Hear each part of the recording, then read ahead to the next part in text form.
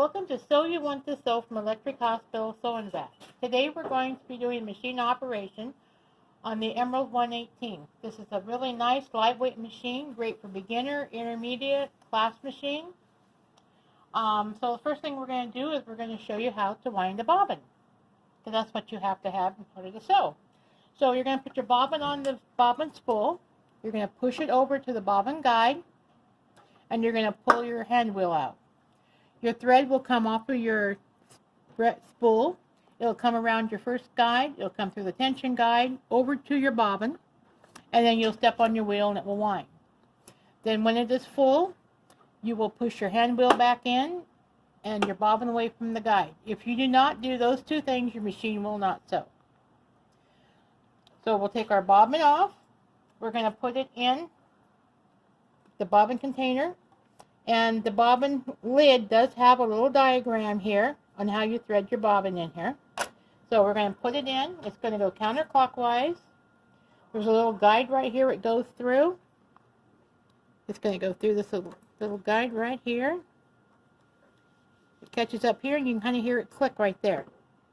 And we're going to leave this off till we get our bobbin thread pulled up. So to thread our machine then, we would come from the spool around the first guide here. Down around, it's got a little symbol right here. We come up to the take-up lever, around it, down, and we come to the little thread guide right here. Now, to thread the machine, make sure when you're pulling your thread that your presser foot is up so your tension discs are open. Once you put your foot down, the thread won't pull. So we want our foot down now because we're going to thread it. So we're going to use our automatic threader here. Kind of come down. It pulls it through the eye of the needle, and we just grab our thread, and we are threaded. Now to bring our bobbin thread up, we're going to take our hand wheel, and we're going to turn it towards us. Always turn it towards you. Don't turn it away. Bring our foot up. Now that releases our thread, and there is our bobbin. And then we just take and we put our bobbin lid back on, and we're ready to sew. This machine does have a needle up down, which is kind of nice. So when you're sewing, when you stop, your needle will stay down so you're not going to lose your place. It also has a speed control from very fast to very slow. And it has several stitches. It goes straight stitch, zigzag, some decorative stitches, and then it's also got other decorative stitches that you would use a different dial for, which we will also show you. So our straight stitch, first thing we're going to do is on number 1 right here. So we're on number 1. 2.5 is our length that we want. We just put our fabric under. Our feed dogs will do the work for us. We just have to guide the fabric as it goes.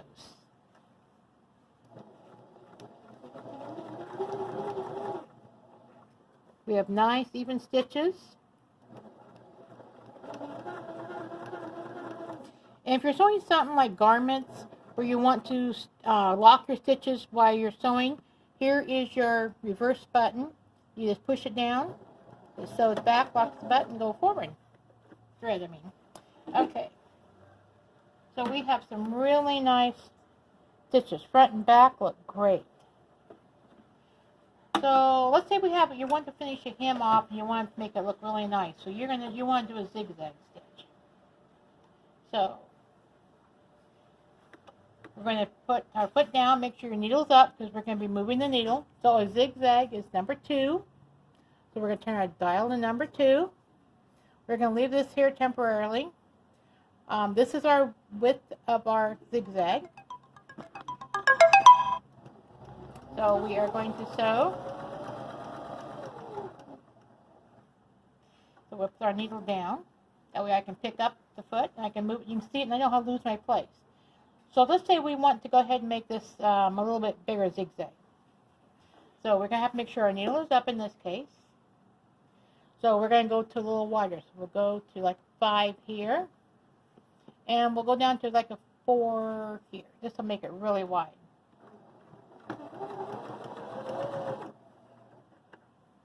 Make sure our needle comes up. There we go. And so just by using those adjustments, you can adjust your zigzags. You have a lot of choices in your variables of how wide you want it, how tall you want it, or how close together you want it. Okay, so we're ready to make a buttonhole. So to make the buttonhole, we're going to take our foot off and put our buttonhole foot on. Our buttonhole foot has a place to put the button that you are making the buttonhole for, so it's going to make the perfect size for your button. So this just snaps on, and then we have a little lever back here we pull down. Then we come over here to our dial, and we're going to change this to buttonhole, and then we're going to come down to our length dial and change it to buttonhole. At home, you would have a line drawn to where you want to start your buttonhole, so that you're at the edge of your fabric, so you know exactly where your buttonhole is going to start. So then we just step on the foot. It does the end. It goes up the end for you. Goes edge. Right out of the way here. And we are done. Just make sure you bring your foot up. And we have our buttonhole. Very simple, one step. Now remember, when you're cutting a buttonhole, you're usually going to be using a seam ripper. So when you do it, you want to start from one edge, cut to the center, turn around, go to the other edge, cut to the center to meet where you just cut. Then you have no danger of cutting these edges. If you try and go from here to here, you could accidentally go through and actually cut your sewn section. So that's one safe way to cut your buttonholes out. So if you want to do some decorative stitches, we take our buttonhole off and we put our foot back on. Then we need to change our settings again. So we're going to use the white down here. These are our decorative stitches, so we're going to do like number 3.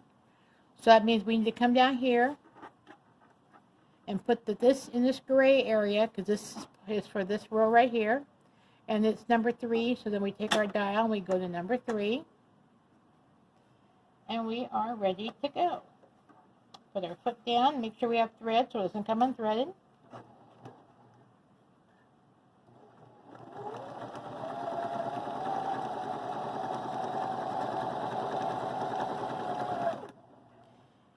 And while we're here, we'll take our thing out, we will do another one. Here's kind of a cool one, number 8. We just take our dial, turn to number 8.